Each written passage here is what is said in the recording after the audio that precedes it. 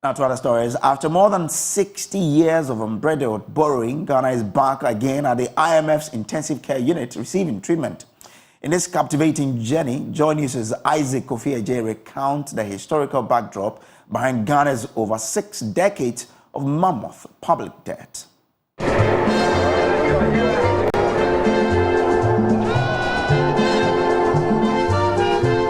Ghana, your beloved country, is free forever.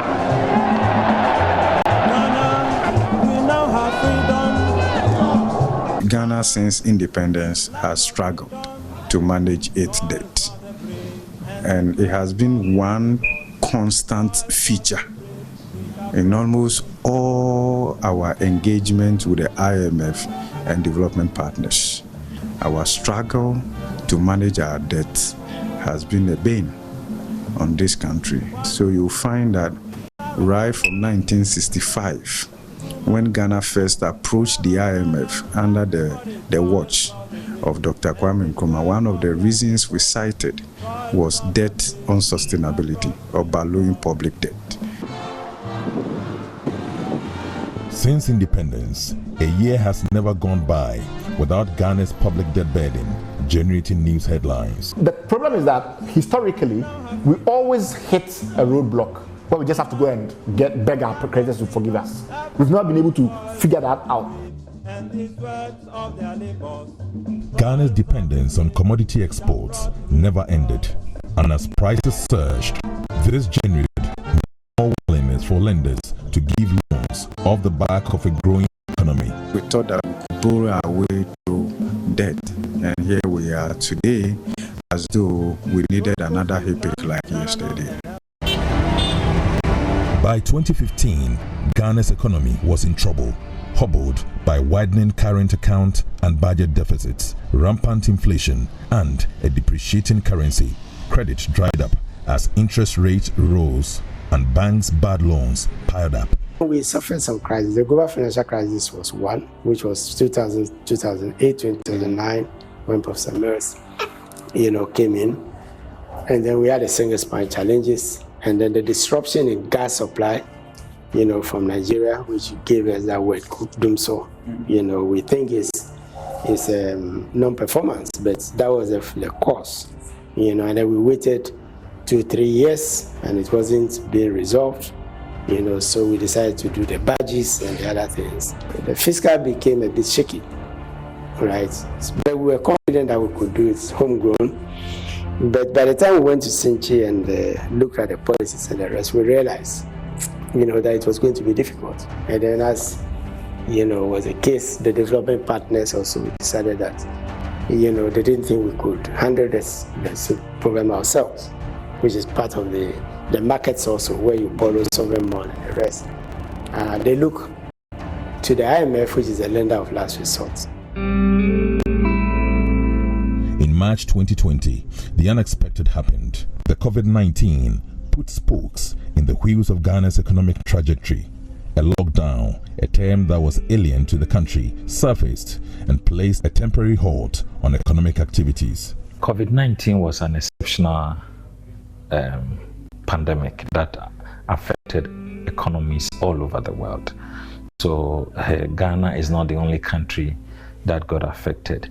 If you check in 2019, the economy was at its peak. Yeah. And we had borrowed a lot of funds, and the investment, the returns of those investments was better going to show in 2020. But unfortunately, COVID struck and the economy retracted. In fact, it grew by only 0.5%. So what it means is that all the investment you have done and expecting its impact in the 2020 in terms of the growth or the economic performance of the country, you lost all that opportunity. Now, joining me in the studio for a discussion on this is the producer of the documentary, Isaac Kofi Ajay. Now, Kofi, what really informed this great piece? Well, so Brace, I think you agree with me that for the past 3 or 4 years, it hasn't really been easy for the ordinary Ghanaian. And for myself, this is the first time in my life that when you walk on the streets of Ghana, you hear ordinary Ghanaians talking about inflation, ballooning debt stock, the same concern. And this is the reason why we felt that, you know, for some of us, this is the first time we are even experiencing anything like IMF or even a debt restructuring. We've never experienced something like this before. But you can't really appreciate what is happening now without relating it to what has already happened.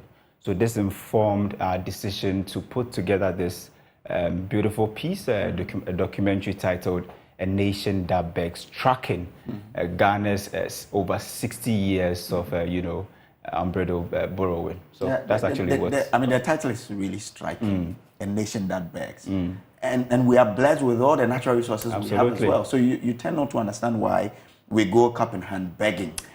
I mean, 3 billion, we could make it easily if we were managing our resources well. So most of the people we spoke to in this documentary, they were actually making the same point that you were making, that we have all it takes to move from this underdeveloped country to a more developed country, but we are not really adding margins to the things that we have. And trust me, the world thrives on margins.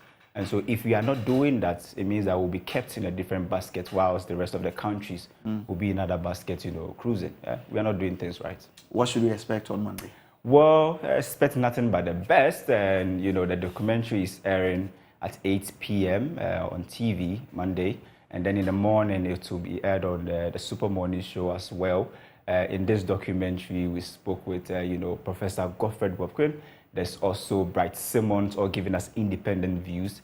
Then we spoke to those who were there when we were doing all these agreements and loan, we were contracting all of these loans. So there's, former Finance Minister Seth Tekpe in there, and the current Deputy Finance Minister, John Kuma, also in the documentary. So expect nothing but the best on Monday.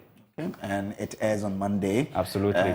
8:30 p.m. After the JoyNews Prime on TV, and then also on the Super Morning Show at 8:30 a.m. in the morning. Well, kudos for that work. Like Ben would say, kudos.